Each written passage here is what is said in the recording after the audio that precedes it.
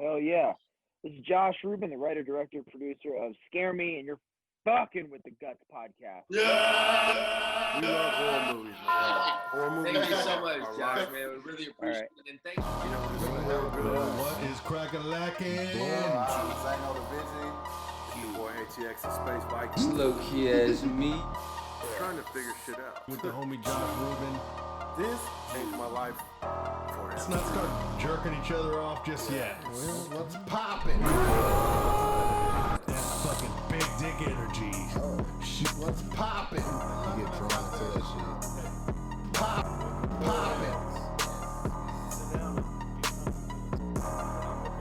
In the city, got this shit. Hey, 2, 3. Welcome to G.U.T.S podcast. It's Zano the Vision. Space Slow Viking. key as me. And this is G.U.T podcast on the Dread Central Network. Man, Welcome, horror. it's been a hell of a Man, ride. what is crackalacking? If I just to say that I missed you, motherfuckers, is an understatement. What's poppin'? Let's not start jerking each other off just yet. Well, What's poppin'? What's popping? Hey, what's up, horror goons? Y'all miss us? Fuck yeah, man. Yeah, we missed gone y'all, off these man. Bangs, cotton candy. You know, Rona took us out a little bit, but we're back.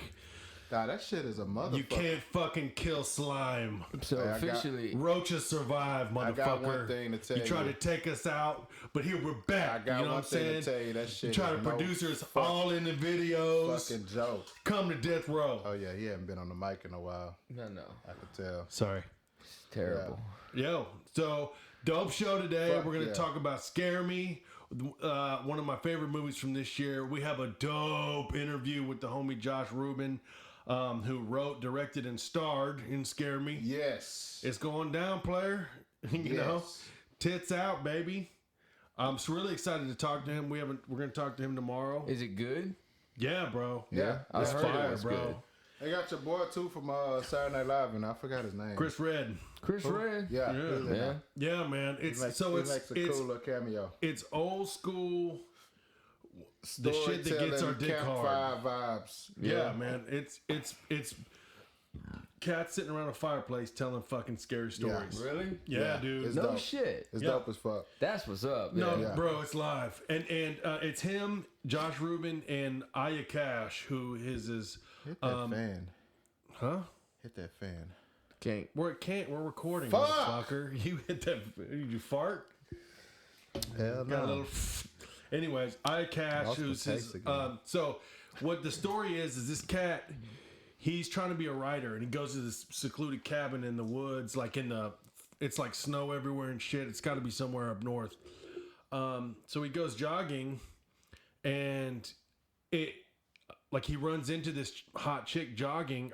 Played by Aya Cash, who's fucking hilarious. Oh, I and thought it was a dude. no, she's been in a bunch of shit. But so they, he's like, oh, I'm a writer. And she's like, oh, me too.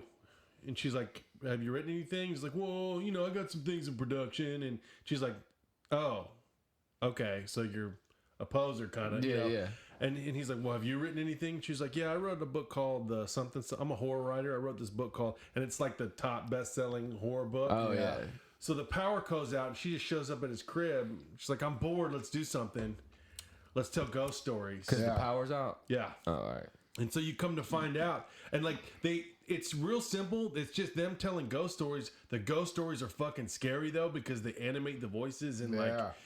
like there's a lot of OG horror movie references. He imitated the Crypt Keeper. That's It was fucking fu- cool. and he's spot on the Crypt Keeper. Yeah. But you can tell he's like an OG horror head, dude. Okay, so so with the girl that's telling her stories, and when the guys telling their stories, they act them out perfectly, kind of like how we're trying to do. That's what Austin was getting out there for the ghost stories. So when they do their impression of their own stories, it's like you get drawn into that shit. Really, they do a good job of They do a like damn sucking good you job in. of it. Yeah, like, all man. these stories It's don't not fucking just- believe. It's kind of like, okay, you tell something and scare me, and elaborate on your characters. Okay, you're done with yours. You tell me something and elaborate on your characters. It's fucking crazy. And then when they add your boy in there, when he comes into play. Yeah, it's Chris Red is a pizza delivery dude. He's fucking. And they start he's doing fucking nuts. They start doing blow and he starts Eating telling pizza. stories, but they act everything out. Yeah. And the stories are scary in themselves. Yeah. But the whole time, so he kind of, he'll divulge a little bit of like why he's there. Well, sorry, that's my ex-girlfriend. She keeps calling. She has a restraining order against me. No big deal. Yeah. And you find out these creepy things about him. Yeah. And, she's like this hotshot writer, and he's getting, she's always cutting him down and kind of belittling him, and I think he's low-key trying to smash, but he's not really kind of saying it. Like you do. Banger in the cabin. Like you do. Yeah. And, Well, it looks like old Lord boy help Josh me. Ruben, this is his like baby. oh, yeah. Oh yeah. His screenplay by him, he produced it, fucking directed it, He's starred in it. Yeah. This is like his baby, huh? Yeah, Yeah, man. he stamped himself all over, which I think to me is like a perfect way to put out your movie, because it's like when you're doing a movie like that, you could kind of do a lot of ad-libbing too. And you Yeah. can just add stuff in to where like, hey, I'm director, I'm doing this, I could take it out, I could put it in. Well, it hits the core of what motherfuckers like us live for. Yeah, and his Like, voices are fucking sick. Back man. to the fucking OG, sitting around a campfire, Yeah. telling ghost stories. Man, are you afraid of the dark? Like It's literally the oldest form of entertainment. Yeah. It's Yeah, literally dude. the first entertainment, is. you know? and all the stories are fucking fire. Like there's one that was like, Grandpa, and they do all the voices and they act out all the stories in a way They animated. that They they're so animated and with the Yeah. background music and stuff, and it's fucking great, man, and it's scary, Yeah. but it's that there's creepy something ass not cabin quite right vibe. about him, and that goes on into the night, and listen to all these horror movie references that are in there, and 'em. following Josh on Instagram. He's just like us, he like loves OG horror. So listen what he referenced in there: The Shining, Yes. American Werewolf in London, Yeah. Tales from the Crypt, Hell yeah. Silver Bullet, Poltergeist, Halloween, Jaws, and I want to ask him if that's really his favorite movie. The Lovely Bones, Misery, and even reference Howard the Duck. Yeah. That's fucking awesome. But it's in a way that's like it's your friends hanging out telling ghost Well, stories. that's what I notice about movies like this. Like, especially if they try to do a old school horror situation, Yeah.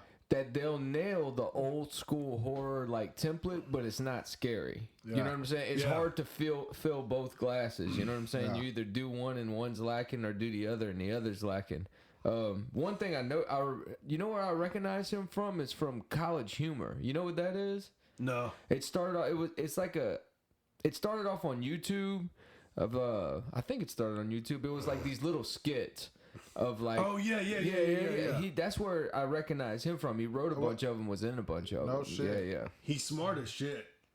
Yeah, he's a bit. I mean, but judging from the shit he's done, and from what you guys say about this movie, it looks like he's got his shit together. Yeah, he's fucking on it, man. Like Space Viking was saying, it's the old tales of creepy cabin. Them cabin vibes to me are like when you stuck somewhere and can't go nowhere. Oh, bro, that's the shit. It's like, oh shit. And Yeah. then you kind of look at it because they didn't talk about what's going on right now, but you kind of think about it like, damn, that's kind of how a lot of us are anyway. Yeah. Kind of stuck with each other. And they had like comedy in it. They were pretty funny too. It's like they was hilarious. Cause like, and it's like, oh, I don't do coke.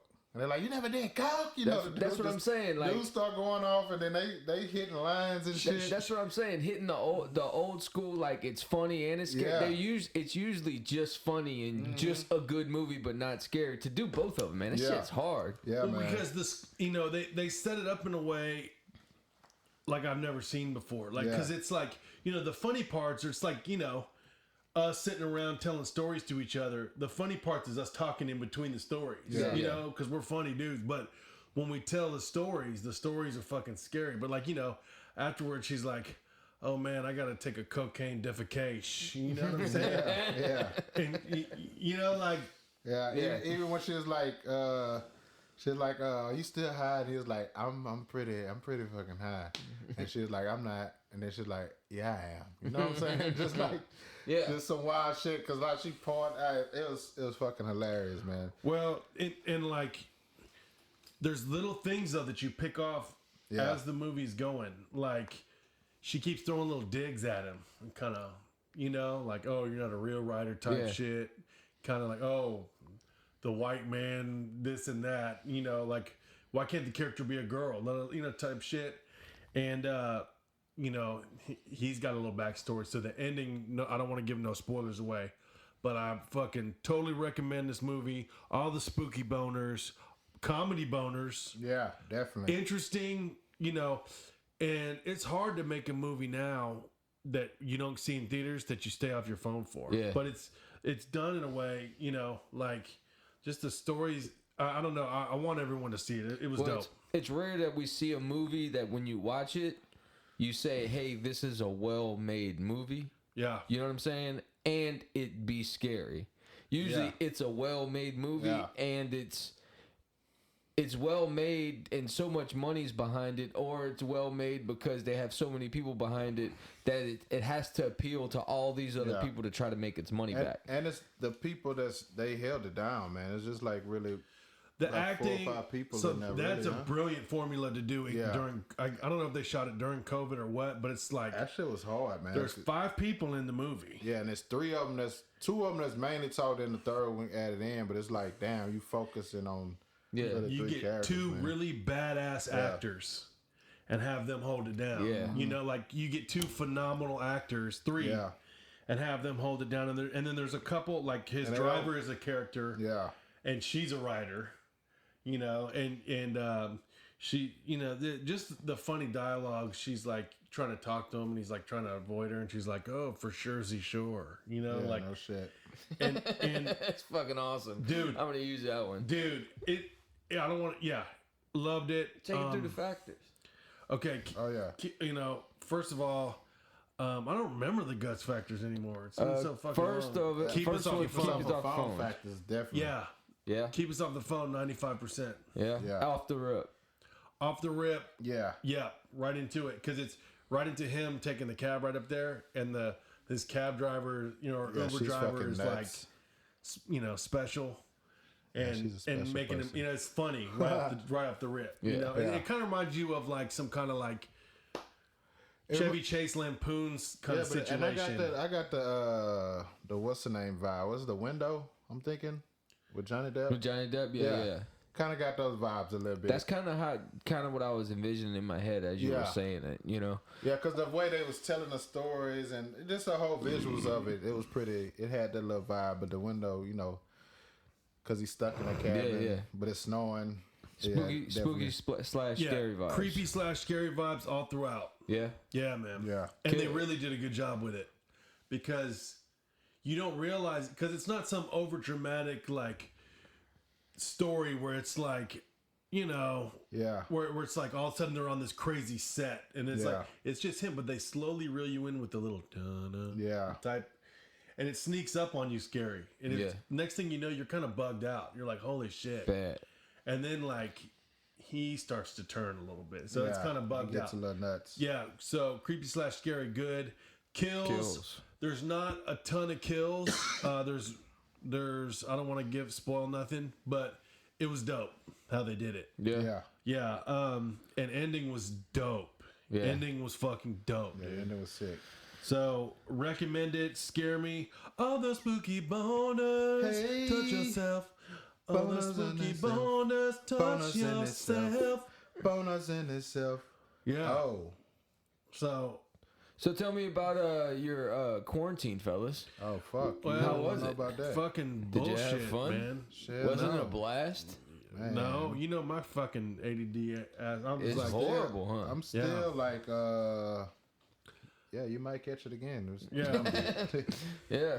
I got herpes 5 times. I mean, I'm like shit. A plethora. It's actually the same herpes that comes back. A plethora. Yeah. I don't wish that on nobody, man. Cause you know, like you say, man, it's everybody else gonna feel it different, man. And shit, more power to you. I feel bad for the people who catch all 19 goddamn symptoms. That's what that shit is. Yeah, I know. Fucking 19 symptoms. It's crazy, right? You gonna catch 19 of them? Yeah. We should have filmed like us trying all the different foods we were trying to like taste. We're like, Yeah, check no this shit. out, man. We put all this fucking hot sauce on shit. Can't do nothing. Didn't taste shit. That's what it's hard to explain to people that it's like a light switch goes off in your head. It's like instantly. No taste. The spooky at thing all. about it is like we've been taking precautions the whole fucking time. Yeah, Yeah, You that's know the what I'm weird saying? part. and it It's just like- catches you. Fuck it. But enough of that depressing shit. Yeah. We in for fuckery, baby. Oh yes, thank God. Y'all ready for some fuckery, honey? Fuckery. Fuckery. This week on fuckery, Santa sleigh. Yes. After a millennium of spreading Christmas cheer, Santa Claus, played by Bill Goldberg, reverts to his demonic self and gives the gift of fear. Oh. Fucking, it's Bill Goldberg as a jacked up Santa Claus, just running around fucking people up. Bill Goldberg? The wrestler, dude. No shit. Yeah, bro. A lot of people don't realize how big he is. Dude, it's funny as shit. Yeah. And he's just like, the opening scene is worth the price of the rental, like off the bat. Like the opening scene, it's James nuts, man. Caan from like the OG Godfather. He's like at a table and you remember the nanny? Yeah. Like Santa Claus just comes downstairs, just down the fucking chimney, Fucking people up. sets the nanny's hair on fire by spitting alcohol, booze on her hair, and lighting it on Drop fire. kicking pools And like and he's shit. doing puns the whole time. I can't remember any like the pun, but he's just like fucking Christmas and killing people and fucking people up. He drives like this big ass like buffalo reindeer and he like mows people down with it. Like there's like this grandma driving, he just runs her off the road and she crashes and dies. He goes to a strip club and just starts fucking people up. Good times. Santa's sleigh. Santa's sleigh. Most people who probably listen to this will know what Santa's sleigh is all about. I posted on my IG today some of the dope Fucking parts. crazy.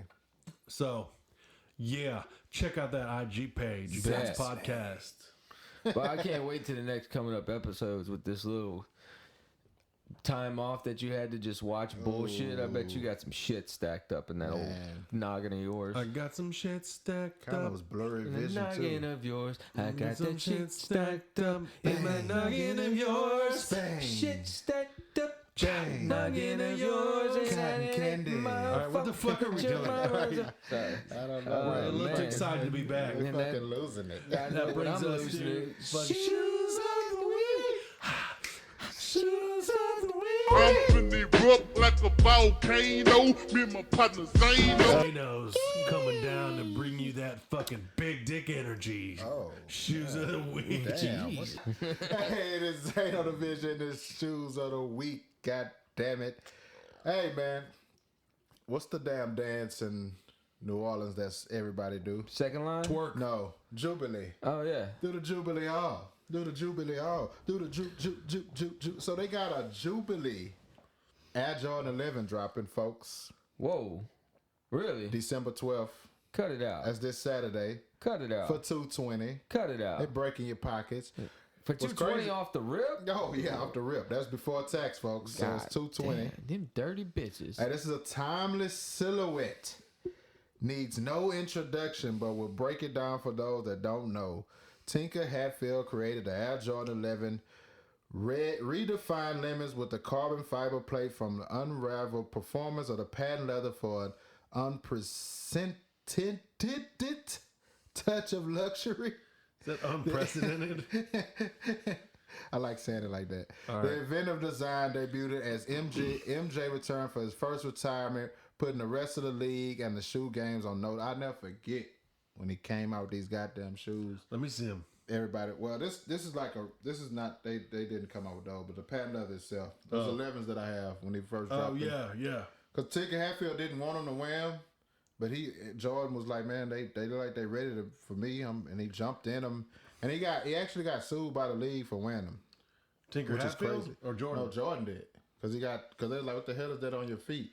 You know, you gotta have matching shit back in the day. It was crazy. Now, he looked so back at the stupid. special makeup to officially mark the model's 25th anniversary. The colorway comes dressed in the contrasting shades of black and white with metallic Jumpman logo, 23 insignia on the heel, adding hits of hardware. Similar adornments along the shoelace eyelets spell out Jordan. In celebration of Styles' namesake, locked down this historic edition of the Air Jordan 11 just in time for the holidays. God damn it, folks. 220.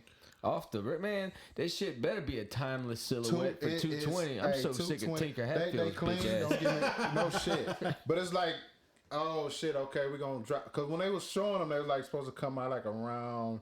Now they coming out. It's like Christmas, 2-3 weeks before Christmas, man. You know kids want that. Everybody gonna have them on for Christmas. Man, hook it up with a stimulus. I know Yeah, I know one kid ain't gonna have more for Christmas. My kid ain't gonna Hey, have but more what's for so Christmas. crazy about this? You gotta look at it how much the parents like for being a parent of a teenager right now is fucking nuts. Thank God 'Cause my you little got a- girls in the you got a JoJo CY. PS5 Them hoes that they is want. $30. They got a PS5 on that list, Man. and now they just added these. That's $1,000. See, I'm lucky. And you haven't even got to the close yet. Zeno showed me a video on TikTok the other day of this mom like painting a Nike check on Yeah, I this seen white that. shoe. Oh, I yeah. seen- it actually looked good. Hey, Yeah. it looked that shit is pretty good. It had hilarious. straps on there and everything. Yeah. No, what's so funny is like you watch TV, and you got fucking COVID up your butt. You fucking sit around and watch TV when you're not sleeping. And there's like these car commercials. It's like this couple coming down.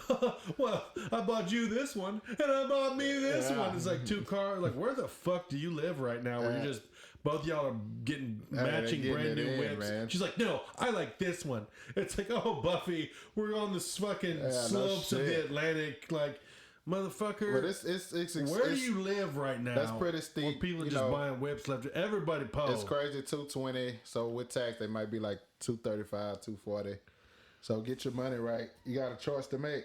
You got 2 more weeks, and they come out Saturday. And yes, it is a drawing on Sneakers app.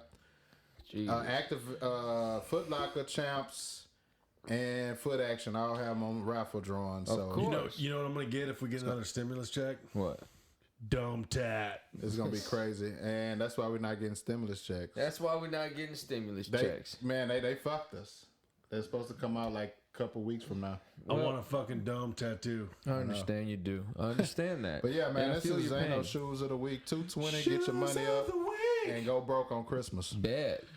Pay your light bill twice or buy a pair of shoes. Oh yeah, Make them right. You know. That fucking sucks. because man. we ain't gonna pay cons. Damn, 220 plus $5.99. Well, I just wish like, I could put my light bill through cons. no knocking shit. their asses off too. Shit. Oh, I got something to send you gotta about that. I'm duck, glad you dive, mentioned that. dip, dodge, and duck and I'm dive.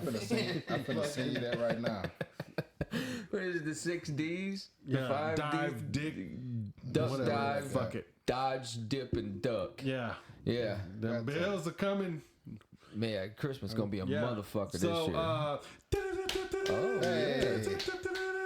Conspiracy. Hey everybody, it's Loki as me coming to you from a chilly Houston, Texas. Feeling good, feeling fine, dodging Corona, and to ease my mind. Hey, motherfuckers. I'm about to say you're a rapper, man. You Yeah, can't yeah, come up with a man, quick that's bar how real we do quick. it up in Check this that out when bitch. you get done. I got you. And today I proudly present to you the dumbest idea you've ever heard. Is Oh, what yeah. we call the hollow moon hypothesis, or the spaceship moon. I love it. The spaceship moon or the hollow Earth or the hollow moon hypothesis is the belief that our moon is in fact hollow, and inside that hollow moon is a fully working spaceship that the billionaires of the world live in and control us from. Ain't that a bitch? Yeah. Dicks out. This started in the Rick and Morty. 1980s. NASA wanted to measure the density of the moon. So what did they do? They slammed a spaceship into the moon. Seriously, they slammed a spaceship into the moon to record the density of the moon. Well, what they thought it would ring for a day, it rang for a week. It rang like a bell. So it rang enough for people to think that it was hollow. And a little talk here, a little talk there, and this fucking hypothesis came up. And now all these people think that the fucking moon is hollow, and that billionaires just fly back and forth from the moon to the earth. And I knew it. that's why they don't care about global warming, because when all this goes to shit, they're just going to the moon. And that's why you can't see the dark half of the moon, is because that's where they got their little PlayStation shit over there. And Party. You're all now dumber having heard that.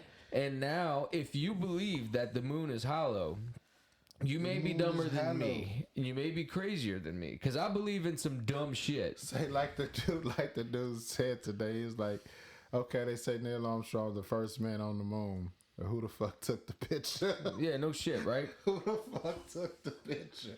God damn it, where's the camera guy? I tell you what. And they say Neil Armstrong. I'm a firm believer that it was Jeffrey Epstein was up there, and he was running. He was sex trafficking from the moon and back with the Clintons and all this stuff, you know, doing some moon fucking. Yeah. So and that's low key as me with the dumbass conspiracy theory. Conspiracy. I'm kind of excited for these motherfuckers to get to this interview. Yeah, dope yeah, interview. Man, dope interview, man. Coming up next, Josh Ruben. Yeah, writer, thank you, Josh, for coming on, man. It's an honor having you on. Appreciate you, man. It's pretty fucking cool. So dope out your time. Pacific time, folks. So get it right. Get it right. Yeah. Get it tight.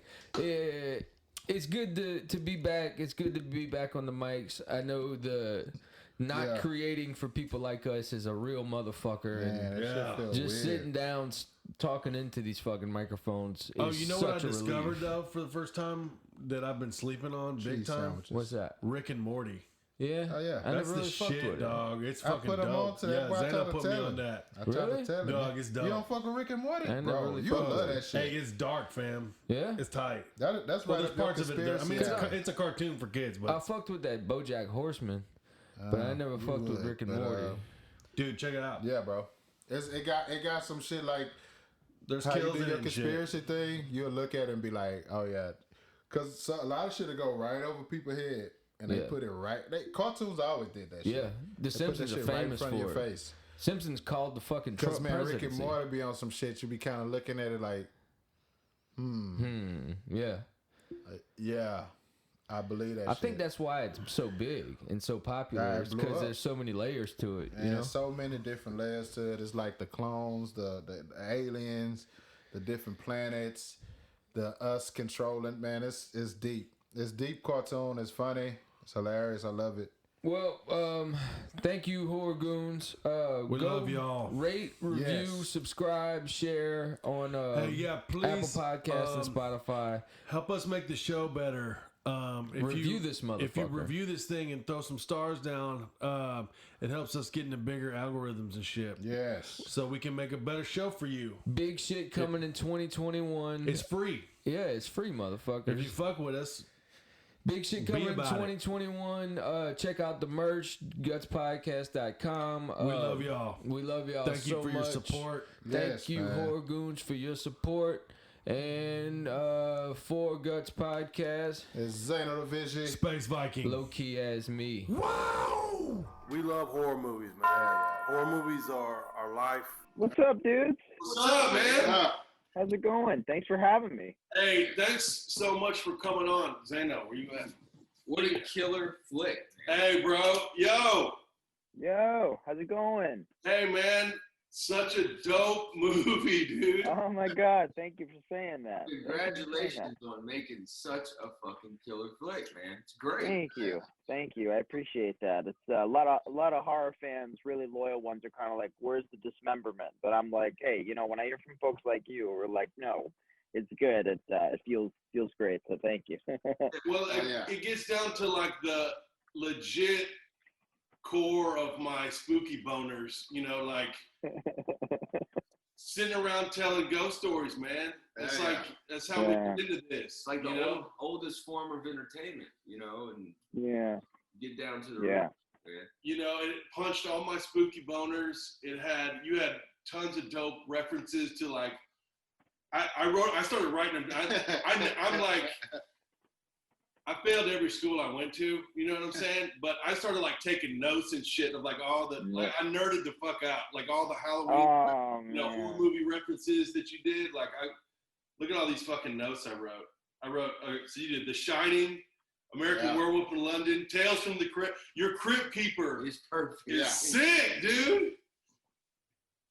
I love that, John Kaiser. Yeah. So I think one of the most impressive things in it is So you didn't need all the bells and whistles to kind of pull it off. It's spooky firelight, a girl, a guy, and another guy at some point, and some imagination. And I imagine is this the first time you attempted something like this, to where it's just bare bones, kind of simple, and it leans on the storytelling and dialogue almost kind of so much?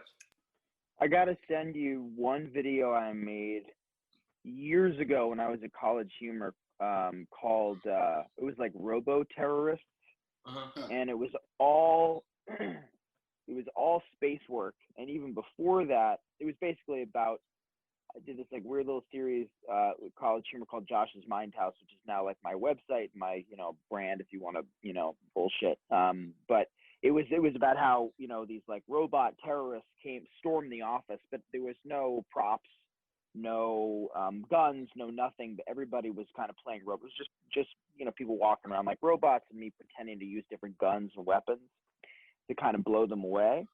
And it was all sound and all sound design. It was so fun. Some of the most fun kind of random things I've ever, probably ever done. I'll send it to you after. And then way before that, I came up doing improv. I came up doing, like old school improv, like Viola Spolin, like Spolin games, like, taught in acting school how to like actually like open a drawer, or, scissors aren't this, scissors are this. Yeah. So, and it was just kind of how I used to play, make believe as a kid anyway. I'd make sounds, I'd talk to myself. I've done the weird idiosyncratic thing where I've like made a soundscape, like, and little nuclear, but shit that we all do probably that we don't even know that we do, especially as little kids playing with toys. I still do it as a 37-year-old man, talking about whatever. So I wrote to that idiosyncratic thing. That was my strength that I wrote to in like making this actor showcase. And then the fun thing became like, okay, let me bring in some awesome talent to do this too, so that we can see these people, Chris Redd, Becky Drysdale, and Aya fucking Cash, like do stuff that they've never done before, hopefully. Play in that kind of in my same kind of brain. So anyway, long story longer, I'd been playing in that world for a while, came up in that, doing that kind of weird.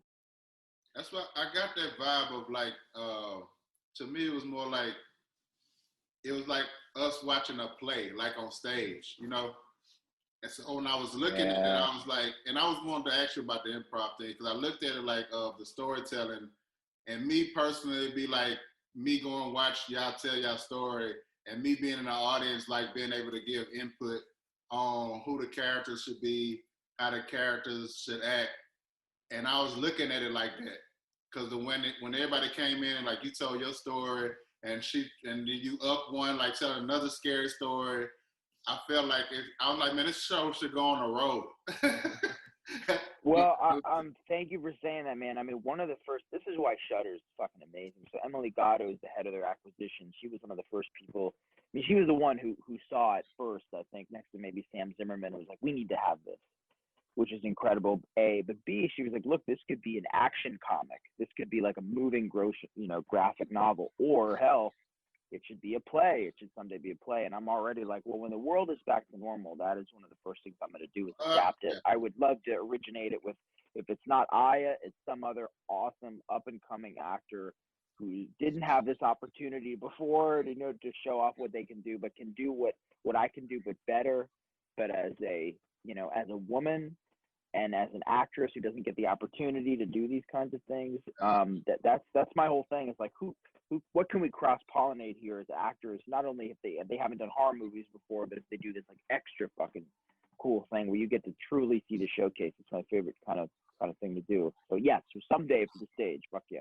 Yeah, that's kind of like, we felt like we were in there with y'all, making a zombie movie, like chiming in with y'all.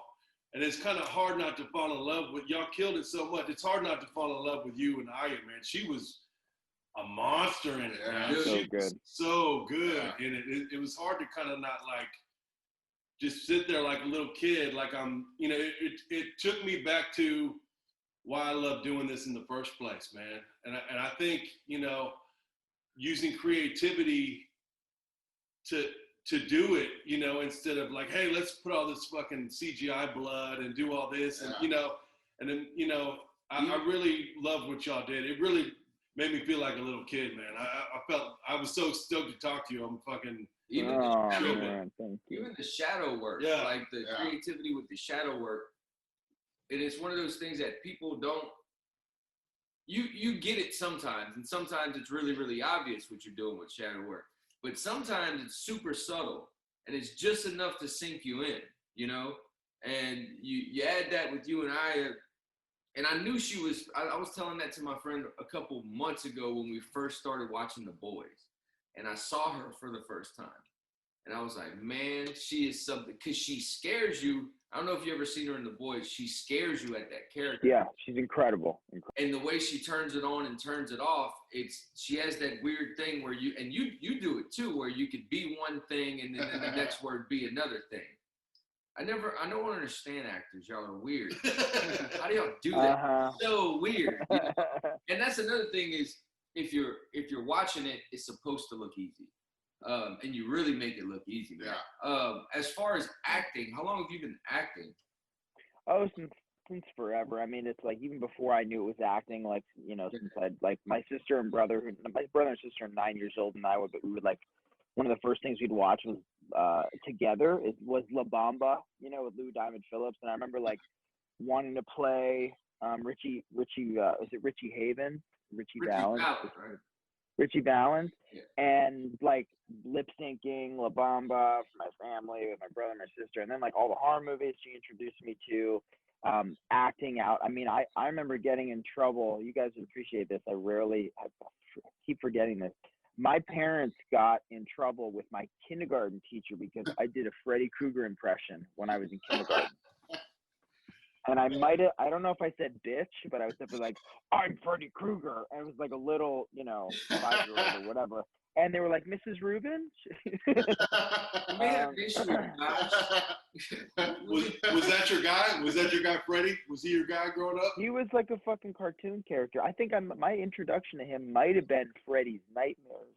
And then watching like number 3 or 4, and then going back to watching 1. But young, you know, I'm sure like you guys too, it's like you kind of get it in different, you know, see like number 2 first, and then 5, then 1 or whatever. But yeah, he was like a cartoon character. He was funny, you know, and he was and you had Screaming Mad George doing the effects, and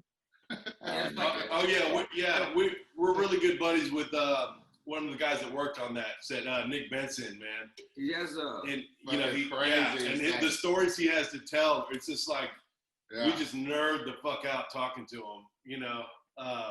But yeah, definitely Freddie was the guy. But also you referenced like Howard the Duck. Oh yeah. You know, like that's for cats like we're around the same age. But cats our age, man, that was so big. You never hear Howard the Duck anymore.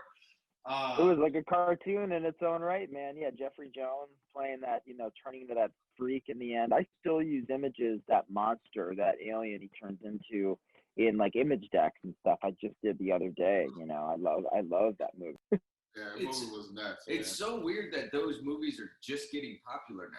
Because I remember for years thinking to myself, does no one else know what Howard the Duck or Drop Dead Fred or no one else knows what these weird movies that I found are? And am I the only one? Because I remember mentioning it to a whole group of people and no one would ever know what I'm talking about. Yeah. Everybody's stuck at home watching it. And all of this, we're finding all the people that do know, you know, and it's rubbing off on you. Yeah. Yeah, it's like that Clubhouse thing. Well, remember when Monster Squad? No one knew what that was for a minute. Crazy. And that was probably one of the most formative things I'd watch because it was at least you got to see yourself in it, you know, as a kid. So anyway, I've been acting for a while professionally for, you know, probably close to a little longer than 20 years. But I was acting before I knew I wanted to do it probably. What made you decide to want to do this project? Like, because I know you're working on a werewolf movie in real life, right? So was that the inspiration, like working on this movie, and how did that come about? That was totally, so Werewolves Within, the next one, it was totally coincidence that I pitched on it, totally coincidence that it has that Fred had anything to do with werewolves, that that it had to do with the Snowden location. There's a lot of similarities, which I'll get into in a bit. I can't talk a whole lot about werewolves within, but the why I wanted to do Scare Me, it was a whole confluence of things. There was a lot going on in the world. I was having a lot of conversations with women fans of mine who'd been taken advantage of, the power trip conversation, and then also the conversation about us as men and our privilege, especially for a 30-something white dude feeling entitled to a woman's success, when a woman, there's something about, forget about our own competition, and our own success and our own sort of like inability to self-soothe. But when it comes to a woman in our field, or a woman, as you just look at, say, these two writers, that there's a man in the sort of horror field, but a woman who was doing the same thing, but was a little more successful. There's that icky thing that happens because of how we grew up. This is entirely, and I think a lot, about, specifically with white dudes who are privileged and grow up with that privilege.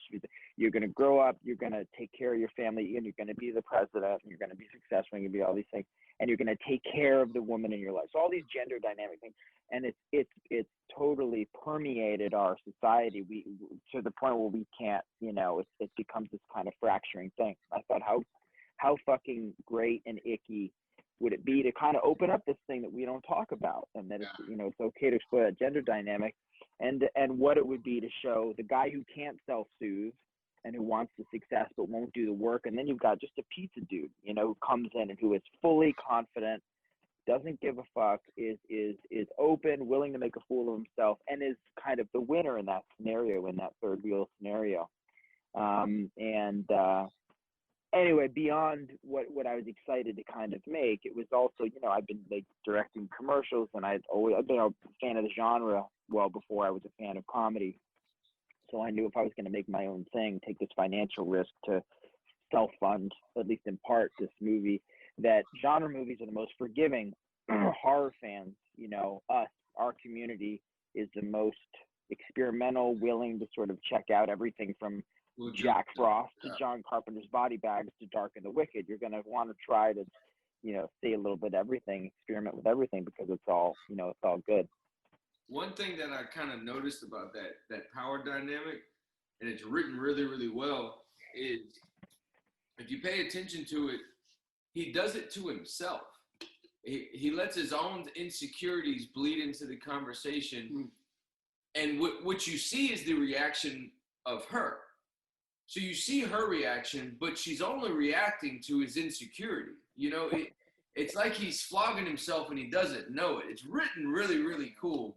And I caught the whole Chris Red thing when he comes in and he has no stake in the game. He's just a happy dude ready to be there. And it kind of shows how much baggage in this whole situation he's really holding, Yeah. And Chris Red comes in completely free. You want to do some coke? Let's do some coke. I'm supposed to have 2 hours ago. Fuck it. I love that. I love this pizza. I love the pizza that we made. You think I'd be sick of it, but fuck it. You know what I'm saying? It's that freedom that kind of it dominates the whole room, dominates the whole movie for that space of time. Yeah. Really well done, man. Thank you. Appreciate it.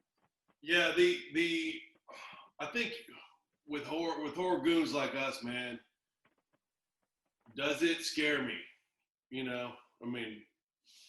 Does it give you those creepy crawl? And it's hard to do a movie that I think with the genius part of this movie was like the stories that y'all were telling were scary, but we're like you're telling, but the conversations between yourselves were like your buddies talking, we're funny, fucking hilarious. I got to take a cocaine defecate, like that type of shit is hilarious. So it doesn't make, it's hard to do something that's funny and scary. It's damn near impossible. Yeah, it is. But to have something be fucking hilarious and scary, like the whole American Idol thing, we were rolling, and then 5 minutes later, you're like creeped the fuck out. Yeah. And to go on that ride, I can't say enough good things. I think that's, you just proved the point. You don't have to just like, you know, take a chainsaw and kill everybody, which we like too. But if it punches those scary boners, man. To me it's the mind altering of the movie. Cause especially like the being locked in right now, I felt like it was a quarantine thing going on. And I got the secret window with Johnny Depp vibe in it. How he was always, he was bringing up his characters and stuff in his head, and it really was him. That the vibe of that and how everybody came in, especially when Red came in, I'm like, oh shit! Like the pizza guy, to me, like was stealing it because he came in and the vibe was, I'm staying here with these people. I love these people. He was so excited about her writing the book. He's like, oh shit, you wrote the best book. This and that. And when they went into character and played off each other, I was like, damn, man, I felt like like you say, the improv again. I'm like, man, it's like the perfect movie of, hey, nothing is bad of what we're about to do right now. Just keep the cameras rolling and let's see what we can go with it. And I felt that, and I love that part about it because it was just so much action going on without it having to be a main character of fear. It was basically y'all putting the fear into us. You know what I'm saying? And I loved it about the movie. Yeah, you do it to yourself. Yeah, psychologically, like all the characters could be different from anybody else that's watching it. Like from the grandpa eating the peanut butter. I was like, what the fuck is? I'm like, oh shit, it's really happening. Like, you know, this animation of people characters, and I loved it, man. It was so dope. Thank you. Which one came first? Did you get the concept first, and then you wrote like the individual stories, like the werewolf and the grandpa and the office troll, or did you have those like kind of in the back of your head, and then just kind of all threw it together at once? That's a great question. I knew I wanted the glue to be the dynamic in my experience with these actors.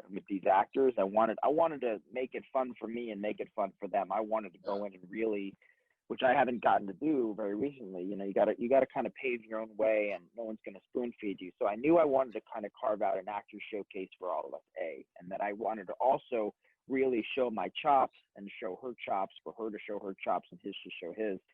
And for all of us to really do like the real work, like listen to each other, you know, and then all the other shit, you know, Troll, for example, was a combination of me loving the troll story in Cat's Eye, and one of the maybe one of the first, you know, early formative movies, anthologies I've seen. In fact, I'm almost positive it was the first anthology horror I've seen.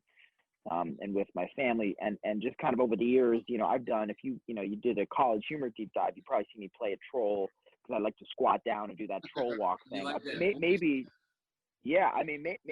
10 times, like in sketches, you know, and I do it in live shows. So I knew I wanted to like write to that kind of vibe and have one piece that felt very Sam Raimi. You even have the Dutch angle shot with the handshake and the lightning and all that. Venus is an actual script based on an idea I had probably 20 years ago after a breakup. I started writing a movie that hit a wall, page 33, that maybe someday I'll, you know, get to do, that, you know, about a zombie outbreak that only affects women. And in this house is this little boy and his mom who've gone away for the weekend for 4th of July in the Catskills. And so they don't know that there's this outbreak happening, and it's airborne. And it's eventually there's this ticking time bomb that it's going to hit mom. So you got mom and little kid, and they don't know kind of what's happening. And there's a man who comes in the house, and, you know, sort of hitchhiker who does know what's going on. And I hit the wall. I couldn't finish it. And so I dusted the cobwebs off of that. You know, it was like, okay, that'll be her hit. She made that. She's Josh, if he made it, you know. And yeah, Grandpa was just kind of like me, sort of, you know, wanting Aya to have her showpiece and talking to her. Hey, you do a Russian accent. You can probably do an impression of a little kid, like physical comedy. And I also knew that I wanted, like with the musical ballad, I wanted to have a South Park ballad. I wanted like the musical, you know, the musical moment. You know, I probably listened to Uncle Fucker and that whole album and all of South Park, you know, and also as a musical theater kid. I mean, my mom like introduced me to musical theater and music when I was a kid. sold tickets to Phantom of the Opera and Cats and all these shows I got to see super early. So I knew I wanted there to be some kind of musical component. So anyway, it all became kind of a confluence. And then with that, the glue was the story of, the timely shit, the dynamic and kind of a zippy quality between, dynamic between all these characters. Did you have those two in mind, or was it a casting process that kind of got you there? I had Aya in mind pretty early because she was, she's the most famous person closest to me, most accessible. I've known her husband for many years. She lives close to where I grew up. We shot where I grew up, so I got to basically go to her having finished You're the Worst and say, hey, you want to do this part? You get to do all these things. You can cut your hair. You can do whatever the fuck you want. And work from home, Yeah. And she was excited about that. And Chris was, a call from my managers. We share the same manager. We share the same agents. And they were like, have you heard of this dude? He just won an Emmy. He's funny as hell. He's in Pop Star. He's one of the kindest dudes ever. He's producing his own stuff. And when I sat down with him, he barely got his coat off. We had a lunch meeting. First time we met, had all these mutual friends. He barely got his coat off before he was telling me how much he loved the script, which blew my mind. And the dude is a horror snob. Chris Red is really? An absolute horror freak. You got to reach out to him and eventually just do a talk with him about. He wants to be in the genre forever. He just did Vampires versus the Bronx, and he did a deep. Oh God, he did not deep porn, but he did like the porno slasher movie. I mean, he like really wants to do the thing, and he loved doing Scare Me, and he appreciated the places he got to go. And anyway, it just turned out serendipitously that he not only was a horror fan, but that he and Aya really hit it off, and that helped the third wheel vibe, And the casting's a big part in this, man. It's really, really, even from the very beginning, the driver. Oh yeah. She was great. That was my Stephen King homage. I wanted a dairy. I wanted a bit of dairy in there, and that's my Kathy Bates. I wanted somebody who didn't look like us, and we alluded to the fact that this might become Stephen King. Not that Stephen King is a plagiarizer, but I wanted someone that kind of felt like she could have been in King's Town. Yeah, it's perfect. Rebecca Drysdale, she fantastic, man. The best. Yeah, and just there's little things that jump me off in it. Like she's like, oh yeah, for Jersey Shore. I was like, because that's like how we talk. You know what I mean? So it's like that's what it gets your attention off the bat. It's hard to watch a movie at home. We're addicted to these things. I'm watching cat films, porno. Like I'm trying to focus, and I didn't pick my phone up. And that's a tough thing to do, man. How long did the whole process take to start and finish? I mean, scripting it, I wrote the first draft, and once I knew how I wanted it, kind of end, and that the stories were going to make up this kind of spine of it, I had a draft in a week. Probably in April. So I've written it in April 2018, and we shot January 2019. Nice. So it was pretty fast. We were prepping in October. Aya was more or less aboard in October. And the shoot was 14 days. It was fast. I had Chris Red for 48 hours. We had Aya, who was working on Fosse Vernon for FX for about 9 days. So when I'm doing Werewolf, when Fred is telling his werewolf story, anytime you don't see Aya, she wasn't there. I was reading with my fiance, who was reading her lines off camera. So it was like this. For my first movie, I was like, oh, I want to shoot in order, and it'll be all, everything will fall into place the way I wanted to, all organized. And it's like, no, this is Tetris. Yeah. We probably went back to the werewolf setup 3 or 4 times because, once Aya came in, that changed the dynamic, shooting from her POV, including her. It was intense, but it was fast, man.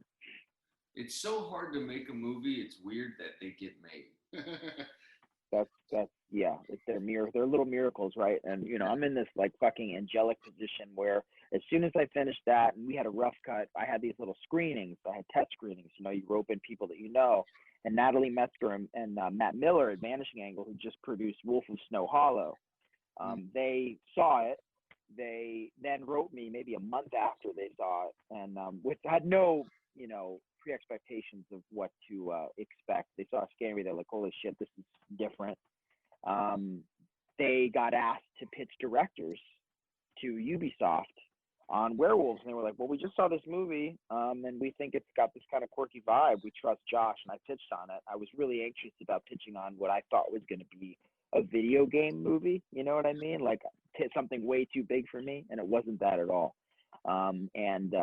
So that's how it all kind of serendipitously came into play. So when we got into Sundance, I was only able to go to Scare Me's premiere, and then I had to get back on a plane because we were starting werewolf prep on Monday back in Fleischman's, New York. You know what I mean? So the fact that I got to do 2 before the world shut down, is really, really, it's crazy, and I'll never not be grateful. Congratulations. The quick nerd question: the werewolf. How did you do the werewolf special effects on the glove? Because I thought that the werewolf hand was scary as shit, man. Oh, thanks, man. I mean, that was my my wardrobe designer, Sean Dermond, who's awesome. We just we wanted to make it. It was a costume glove, and we modified it. I knew I wanted to have mud and blood, so that it looked like it was mangy, at least like as realistic as we could, because it's it's still a fucking rubber hand, with some fur on it. And I think he modified it a bit to add a little bit more fur, and then you dip it in blood, and you crunch the color down, and then before you know it, you got something that looks pretty good. Awesome, dude. So badass, man. Yeah, it seems like when it comes to when gore and blood and guts, everybody has their different flavor. He likes the slimy, wet, gooey shit, which makes I don't even look at it. It makes my skin, whoa, Yeah. And I like the drippy, super makeup-y stuff. I like thick makeup and you can almost tell it's rubber. Right. Like Legend. Yeah, like classical stuff. I like that shit. And everybody has their different styles, man. So what were your big influences growing up as far as horror, in the horror genre? What's your big ones? I mean, I think that the most formative was probably Spielberg. Spielberg stuff scare. I think I saw Duel really early. Duel was chilling as hell. There were images in that still freak me out. That truck, Jaws, no brainer. I mean, I barely went to the swimming really pool. Your favorite movie? I hate to say, I hate to say it because this is like, oh, Jaws, really? But Jaws, every year I watch it. And there's something, especially if you started watching as a kid, there's something that you pick up every time. I pick up every time. Some joke, some adult comment, some piece of filmmaking. And the more you grow as a filmmaker or writer, you pick up, holy shit, the lack of exposition, the small town toxicity, the holy shit, that was a oneer. How did they do that oneer on the boat? I think Spielberg, but Wes Craven, man, and even guys like, for those early movies, like guys like Rennie Harlan who did, Dream Warriors, and Stephen King, so much Stephen King. I watched Sleepwalkers, Cat's Eye, Creep Show, Tales from the Dark Side, both the series and the movie. Everything Carpenter, I think The Thing probably stuck with me maybe the most of all. I loved puppet shit, practical effects, everything I'm sure we all grew up with. It's that all stuck with me. Any creature effect, Gremlins, Joe Dante, any kind of small creature, trolley thing. It's coming back, the practical effects and because we lived in the world of CGI. It was almost like filmmakers found out, holy shit, there's this thing CGI, and they knew that for a reason, but it was out of reach because it was so expensive, right? And then it became accessible, and they were like, oh shit, we can hold the toy now, and they just put the toy in everything. And now we're coming out of that to where, oh God, we forgot there's this whole art form, and then there's these weirdos that are really good at their job that could make these little things, Thank God. Yeah, it's really fucking cool to watch it come back. It's like, I think it adds so much depth, not just to the story, but to the whole art of the thing. Of it not just being, this is a thing that you can, It helps you attach yourself to it more, in my opinion, anyway. But there's a whole craft to it. There's craft and artistry. Thank God for Nicotero and the whole movement. Even Walking Dead is kind of, saturated as that whole canon is now in our society. It's been on for, God knows how long. But that's every episode is a different practical is a different practical art, a different practical effects effort, and it's everything's a work of art that doesn't rely on CGI. That relies on those old school, Sabini Nicotero makeup effects and art, and it's killer. It's killer that it's back. And then, Josh, thank you so much for your time, man. Appreciate you. What's next for you? My pleasure. Well, let's see. I mean, werewolves. Hopefully, we'll know what the distribution deal is, man. But it's werewolves is awesome. Werewolves is like I can say that my, when I pitched on that movie that I wanted to pitch the movie I wanted to make, and the images and the style I gave them were Hot Fuzz, Jaws, and Arachnophobia. Yeah. And those are my kind of. So and with all the werewolf goodness you can hopefully expect. So we'll see how that wait, out. Hopefully. Quick Jaws thing I wanted to ask. People said when they were down in the boat drinking, were they really drinking? Because they said they didn't know the set to like not have real beer on the set, and they really let them like kind of like get a real buzz on. Then they end up having to shoot the whole scene over. Robert Shaw definitely did. He got fucked up, and that's him and Richard Dreyfuss were always like at each other's throats. Every time, like you say, when I watch it, I think about that scene. I'm like, man, you know what? They had to shoot this scene so many times. And they were down there getting blitzed. I think they were. I think Roy Scheider, too, is in character, just like watching them just kind of, yeah. That shit is awesome. Good shit. Good shit. Thank you so much for your time. Appreciate you, man. My pleasure. Guys, this was so fun. Let's talk werewolves. I'm Zano Da Vinci. Your boy ATX and Space Viking. Trying to figure shit out.